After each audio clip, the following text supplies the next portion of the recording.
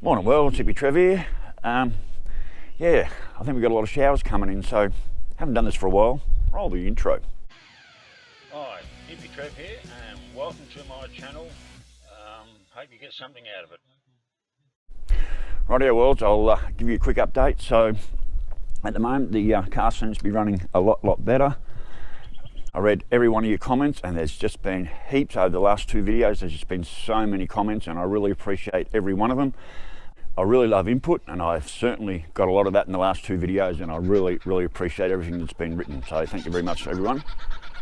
Kookaburras are going off. You can hear them. We've definitely got rain coming. You hear kookaburras, you know you're getting rain. So just a quick update. I've replaced the cap. It still doesn't come under a lot of pressure. Someone said there's no pressure in there, and there should be, so check the cap. So I've replaced the cap. There's a bit of pressure there, but overall not a lot, so maybe you have to look into a different cap. I've replaced the thermostat. I did put that colder thermostat in there, and talking to my mate Stewie, and he also let me know a couple of other things, but he said that's just running way too cold, and he's dead right. Running at 160 or below is way too cold for these motors. Now, I've always believed this motor should run about 180 degrees Fahrenheit, and Stewie done a bit of research and looked up and so forth, and he says no, these cars, they need to run between 200 and 220 Fahrenheit, which is, you know, that's where they should be. So this one was going past the 220. It was all going all the way around to 250 on that left bank, where the right bank was staying still. But anyway, so I've put a higher operating thermostat in. Funny enough now, actually I want to quickly add one more thing. I also chucked some lemon juice in the radiator. I squeezed out 3 lemons, I got nearly a full cup of lemon juice and chucked that in the radiator. So now, getting back to what I was saying, the right bank is actually running just a tad warmer. The left bank's sort of holding, and then it'll spin around, it'll touch the 220, and then it'll come back to just over 180, so basically sitting around the 190. It'll come up, touch the 220 and come back, and my mate Stewie says, well, you know, between 200 and 220 is the perfect operating temperature for these girls. So I'm not freaking out about it too much. Someone also suggests disconnect the heater and just loop the bypass hoses into the water pump and through the thermostat. That could make a difference and give me better circulation, so I'll definitely look into that. I've also ordered 2 brand new Speco temp gauges. I'll pay a little bit more for them, but hopefully they'll be good, and when they arrive I'm going to stick them both in a pot of boiling water and make sure they rise to the same temperature and they run exactly the same, so I can get a good accurate reading on both sides of the motor.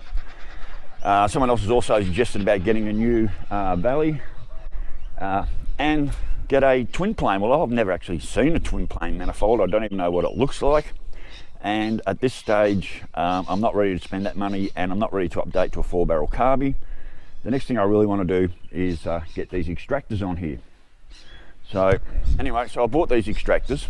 The guy dropped them off, $200 delivered, but they had some what we'd call cocky welds on them.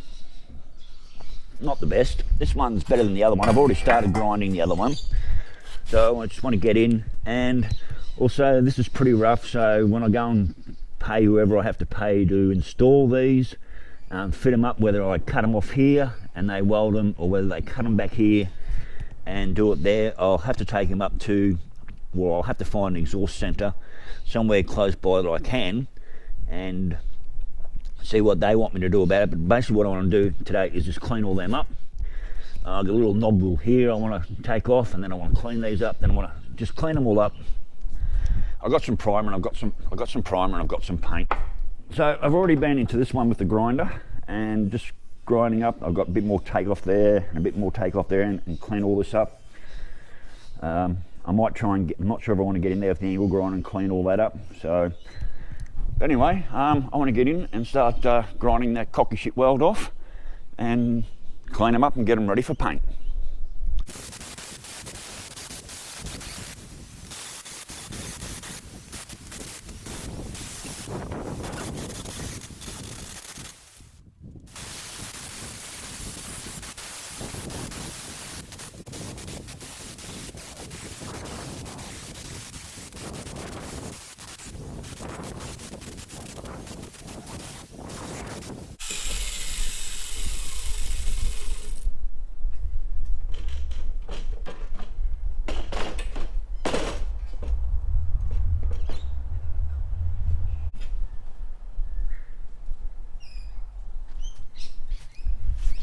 about as much as I can do on that one that I can get in with the angle grinder.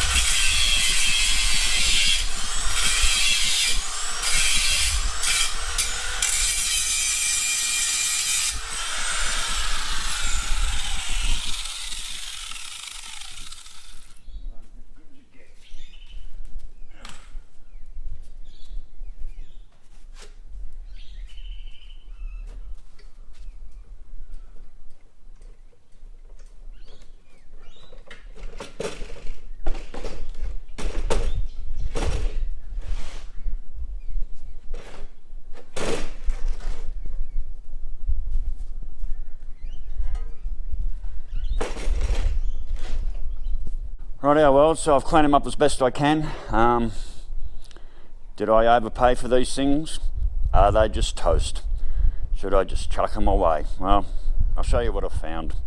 Now, some might say, oh, why don't you just leave it there? It was probably solid. And, well, I wanted to clean them up and make it look a bit better. And basically, you know, when you grind shit down, you find out if there's holes and stuff. And anyway, that's what we found. Rightio, so did I overpay for these things? Well, all down in here, there's just holes all the way through. That's cracked. Maybe what I can do is have this part put on here. They can cut them off here and build me a whole new section. Ground that down there. Same as in there, there's holes all the way through there. I've ground these down as best. I've ground these down as best I could. So you can see it's pretty cocky shit well, but you can see all down in there, it's all cracked, and maybe they just have to like cut this piece off here. That's if they even want to touch them. These ones, got into that yesterday, did a bit, cleaned up all this, bit of a score in there, maybe that can be filled. And then we get over to here, clean up as much as I could, and then we get to here and there's a great big fucking hole that was just blobbed in there. So same thing, do I have them cut them off here, mount them up to the car, and then build the section from there to the exhaust pipe? I don't even know if an exhaust joint would even want to touch them. I know they can build anything they want, but you know, at what expense? You know, like I paid 200 bucks for these. I obviously overpaid. They're probably pretty much toast. To take them to an exhaust joint and have them fix all the faults, or even cut that and weld that. Maybe when that's bolted up to the motor on both sides, they can just bolt. Maybe when this is bolted up to the motor on each side, they can just cut here, put on some extra pipe, build what they have to build, and it might not be so bad. But how much are they going to charge me? How much do you reckon they're going to charge me to do that? I've got no idea. So anyway, have I wasted my money? I'm starting to think I did.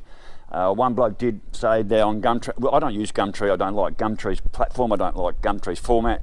Been doing eBay for years, but I've never trusted Gumtree at all, and plenty of people have certainly been done over by Gumtree. But anyway, each to their own.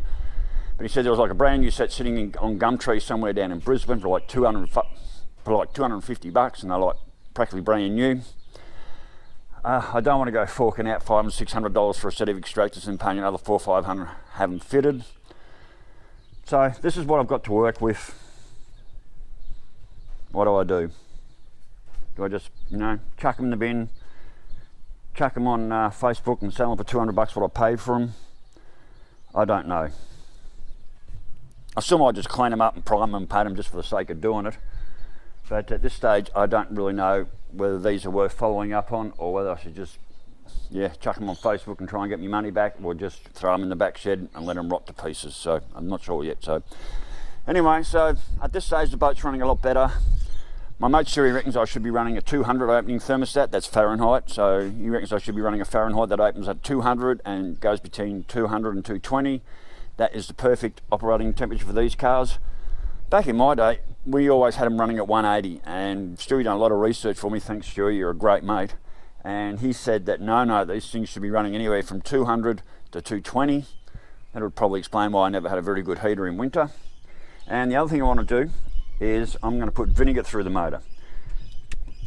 Now, we've done a bit of research, and vinegar can damage your cores. Now, I did see one guy that put vinegar through a radiator and then ran it for a couple of days straight after, dropped the water, flushes, and then put bicarb in the radiator, which neutralises the pH, he said.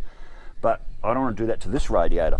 I have another radiator, that's a Chevrolet, sorry, that's not a Chev. I have another radiator. I think that came out of a HQ, and I did actually, no I didn't, I did run that in the car when I first got this car and all the paper was coming out. I changed radiators over. Oh, I changed them over heaps until I finally got this radiator down to Bundy, and they rotted and cleaned it and repaired all the damage, and said there was running at about 95% this radiator. So I know it's good, and it's a good big 3-4 core radiator. So to me, that's a sacrificial radiator. So I can chuck that in the car, put in vinegar and water mix, run it for a couple of days, see if I can dislodge anything that may still be left in there. Nothing but clean water comes out. So run some vinegar through there. I was going to put Drano Clean in there, I was going to put CLR in there and all that shit, and like, no, because I don't want that eating out me alloy manifold.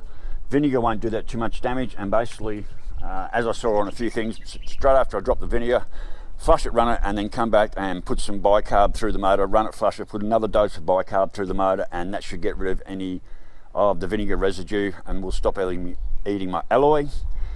And I can pull this radiator out, save that one, and use the sacrificial one up in the shed. So anyway, worlds, so that's it. Have I wasted my money on these extractors? I'm starting to think I did. Anyone out there that can actually weld or knows welding, let me know whether I should just chuck them in the bin. I just don't have the money to go out and spend $500-600 on a new set of extractors. I just don't. And being where I am, like pretty isolated, everything can send through the post, but when you start sending things like extractors and that through the post, the cost does start adding up pretty quick. So anyway, worlds, that's where we're at. So anyway, stay safe, keep your knees in the breeze, and I'll catch you later. Bye.